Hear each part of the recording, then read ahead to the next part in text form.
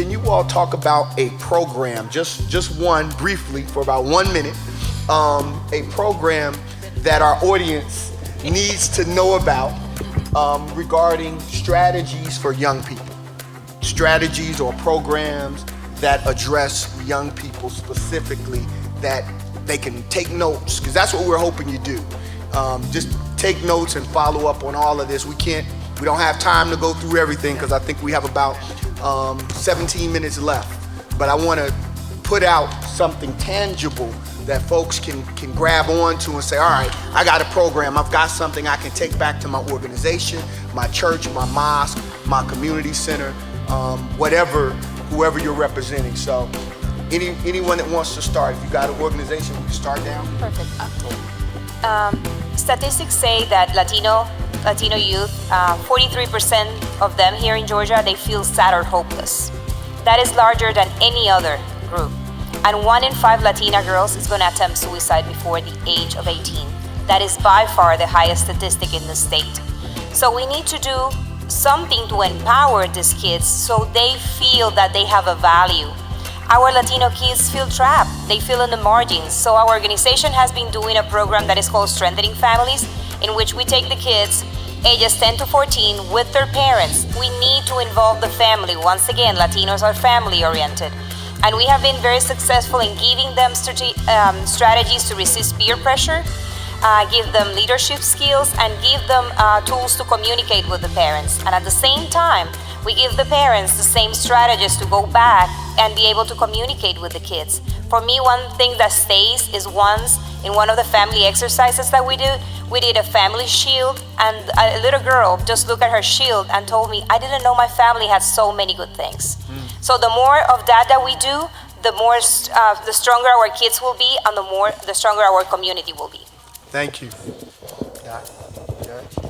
I would talk to you about our Foundation 3 program that we have at Buckhead Christian Ministry, and I wanted to make sure, because I did not mention this before, Mawuli, and that is, we are Buckhead Christian Ministry. However, we do not discriminate based upon faith. So I want to make sure that that's very clear. We don't require that people are Christians to partake in our service.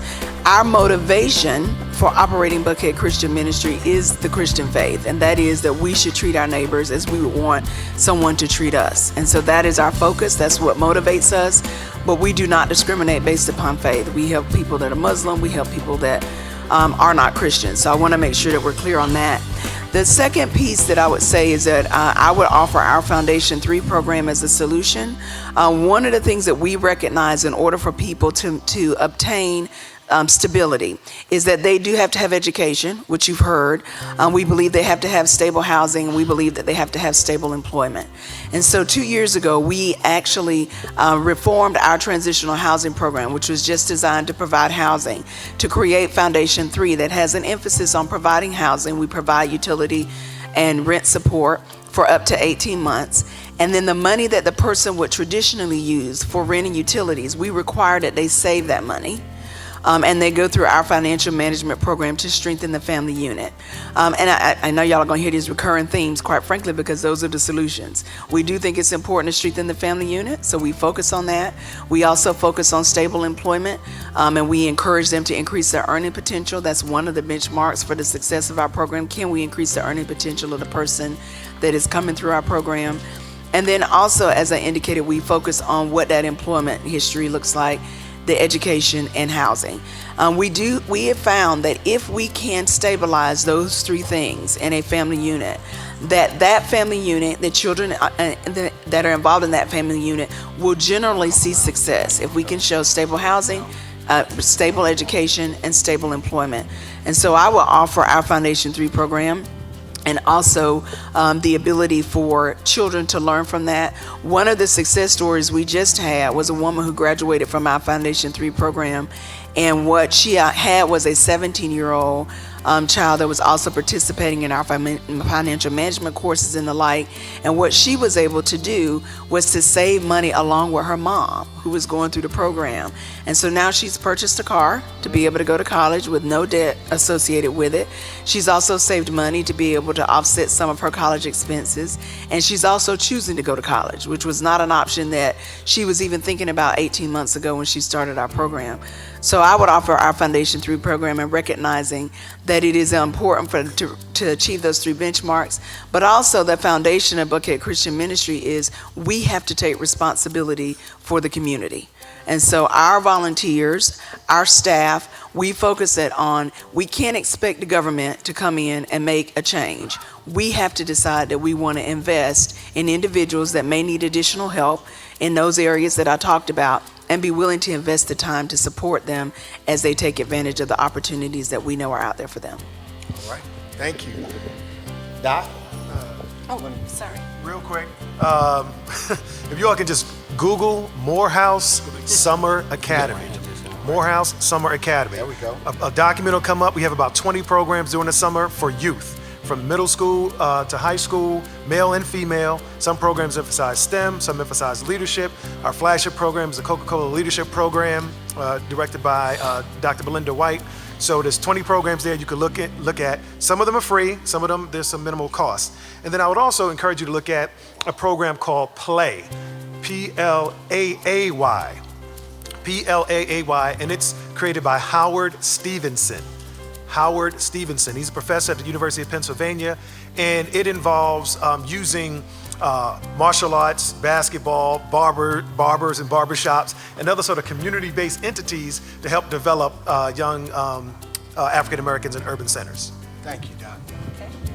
All right, so our youth programs, we focus on 16 to 24-year-olds who are what we call at-opportunity youth. They're as opposed to at risk. There you go. They're disconnected typically from education, either have not completed a high school diploma. So we have really 4 things we got going. Number 1, Project Ready is a high school prevention program. It supports youth to graduate from high school on time, ready with a career path, chosen, prepared for college, enrolled, and ready to go. The other programs are more intervention focused, and we work very closely with the criminal justice system, and I will just share that the majority of our work in this space is funded by the government, and here's why. Number 1, it's our tax dollars being reinvested into our community. The thing is, out of all of our funders, the government, the federal government, U.S. Department of Labor in particular, gets that it will take longer than 12 months in many cases to help a young person or an adult to transition to where we want them to go. And so they have multi-year grant programs that allow us to work with people until they can achieve their goals. We believe all these programs are girded by stackable credentials. This is again where our partnership comes into play. If we can help people initially get a credential in, say, 2 weeks to 6 weeks, a certificate that will bump their income from minimum wage range up to $12, $13 range. Then we show them if you go back to school for another semester, you can get an associate's degree or some certificate or credential in between that will bump again, and so forth and so on. And we have these career track documents that show people the direct correlation between raising your educational attainment and raising your ability to earn. And then we not only work with youth, we have Youth Build for those who are interested in the construction industry. We have Neighborhood College for youth who are already connected to the juvenile justice system. And here's the biggest thing, folks. Our young people and many of our adults cannot read. Cannot read. Now, how did we get back there? We have young people in our programs who say, I'm going to be the first person in my family to get a GED. We're back there, folks. We have to say enough is enough and do better. And then lastly, we have an adult reentry program. For all that mass incarceration, people serve their time and come home and want to reintegrate. Send them to the Urban League. So if you know a disconnected youth who's struggling with employment and making it, send them to the Urban League. If you know an adult who's disconnected from work, on any pathway, we meet people where they are and we treat people with respect. Thank you. Thank you.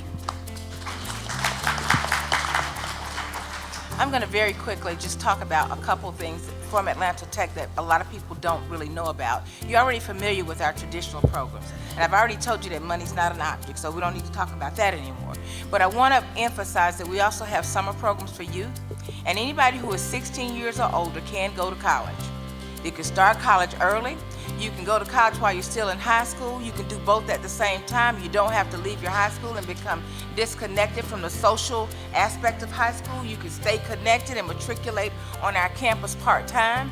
I have people who have, and she's pointing at something I need to say. We have people high school students who come to our campus in the evening. We're open from 8 o'clock in the morning until 10 o'clock at night. And so there's no reason that that high school kids are not getting engaged in those programs. And last and certainly not least, she was pointing, GED. Atlanta Technical College offers classes for the GED and GED testing, both of those things. And so we try to help students to get through. And in some cases, students can dual enroll in GED and college at the same time. Because if somebody's like me, if you tell me I gotta roll up my whole high school into one test, I'm scared to death. But if you can show me the career that I want, if you can let me put my hands on the thing that I want to do, then I'm encouraged to finish the GED. So we even have a program where you can enroll and do both at the same time. So those are the things that I would think people would not know about. But we still have the traditional program. So just go to www.atlantatech.edu and see our vast array of programs. Thank you. Thank you. There we go. Yeah, I'm gonna bring it. Is everyone receiving?